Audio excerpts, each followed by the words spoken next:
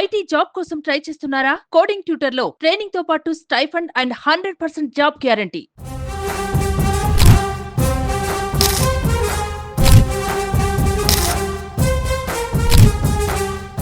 AP deputy CM Pawan Kalyan తన శాఖలపై speed పెంచారు. తనకున్న బాధ్యతల్ని పర్ఫెక్ట్ గా నిర్వర్తించేందుకు ప్రయత్నాలు చేస్తున్నారు. తొలి 2 నెలలు అధ్యయనానికే పరిమితమైన పవన్ తదుపరి నుంచి యాక్షన్లోకి దిగారు. తన శాఖ పరిధిలో ఒకేసారి గ్రామ సభల్ని నిర్వహించి రికార్డు సృష్టించేలాగా చేశారు. ఇప్పుడు మరో కార్యక్రమానికి పవన్ రెడీ అయ్యారు.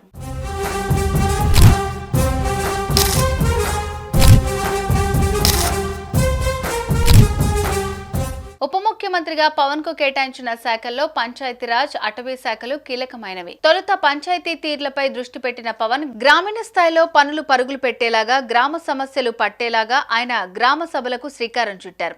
వాస్తవానికి ఈ ఆలోచన పవన్దే. ఇదే విషయాన్ని సీఎం చంద్రబాబు కూడా చెప్పారు. పవన్ ఆలోచనల మేరకు గ్రామ సభలను నిర్వహిస్తున్నామని రాష్ట్ర వ్యాప్తంగా నిర్వహించిన గ్రామ సభల్లో చంద్రబాబు వివరించారు. తద్వారా ఉపాధి హామీ పథకాన్ని మరింత విస్తరించేందుకు గ్రామీణ ప్రాంతాల్లో రహదారులు, త్రాగునీరు, మురుగు కాల్వల నిర్మాణానికి ప్రత్యేక చర్యలు తీసుకునేందుకు అవకాశం ఏర్పడింది. మరి ముఖ్యంగా దశాబ్ద కాలంగా గ్రామీణులను ప్రభుత్వాలు పట్టించుకోవటం లేదు. ఈ క్రమంలో వీటికి ప్రాధాన్యం ఏర్పడింది. గ్రామీణులు కూడా పెద్ద ఎత్తున పాల్గొని తమ సమస్యలు చెప్పుకొచ్చారు. మొత్తానికి గ్రామీణ ప్రాంతాలకు ఈ సభలు ఊపిరిలూదాయి.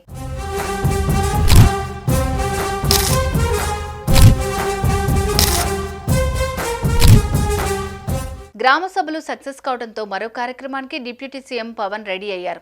అదే వన మహోత్సవం. ప్రజల భాగస్వామ్యంతో ఈ కార్యక్రమాన్ని పూర్తి స్థాయిలో విజయవంతం చేసేందుకు సన్నాహాలు చేస్తున్నారు. 30వ తేదీన జరగనున్న వన మహోత్సవంలో యువత భాగస్వామ్యాన్ని పెంచేందుకు ప్రత్యేక జాగ్రత్తలు తీసుకుంటున్నారు. నగర వనాల అభివృద్ధి కోసం ప్రతి గ్రామం, ప్రతి పట్టణం, నగరంలో మొక్కలు నాటే కార్యక్రమాన్ని వేడుకలాగా చేయనున్నారు.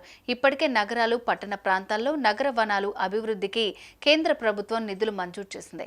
11 మున్సిపల్ కార్పొరేషన్, మున్సిపాలిటీల పరిధిలో నూతనంగా నగర వనాలను అభివృద్ధి చేయనున్నారు. రాష్ట్రంలో ప్రస్తుతం 50 నగర వనాల అభివృద్ధికి వేగంగా పనులు సాగుతున్నాయి. వీటిని వేగంగా పూర్తి చేయనున్నారు.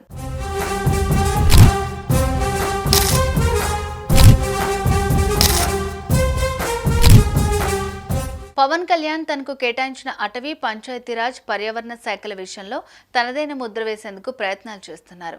ఆయన వేరే విషయాలపై దృష్టి పెట్టకుండా పూర్తిగా తన శాఖపైనే ఫుల్ ఫోకస్ పెట్టారు. ఈ క్రమంలో కేంద్రం నుంచి ప్రత్యేకంగా వచ్చే హరిత అభివృద్ధి నిధులను వినియోగించుకునేందుకు ప్రాధాన్యం ఇవ్వాలని నిర్ణయించారు. గత ప్రభుత్వం ఈ నిధులను వేరే పనులకు వినియోగించిందని పవన్ చెప్పుకొచ్చారు. కానీ ఇప్పుడు హరిత వనాలను పెంచడం ద్వారా రాష్ట్రంలో కాలుష్యం తగ్గించేందుకు ప్రయత్నాలు చేయాలన్నది పవన్ ఆలోచనగా ఉంది.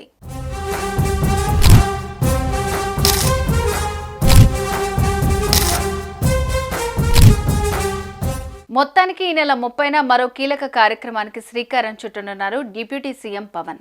పండుగ వాతావరణంలో జరిగే ఈ కార్యక్రమంలో అన్ని ప్రభుత్వ సంస్థలు, అధికారులు పాల్గొనాలని పవన్ కళ్యాణ్ కోరారు. ఇక డిప్యూటీ సీఎం ఆదేశాలతో అధికారులు ఈ నెల 30న జరిగే వన మహోత్సవ కార్యక్రమాలకు తగిన ఏర్పాట్లను చేసే పనిలో నిమగ్నమయ్యారు.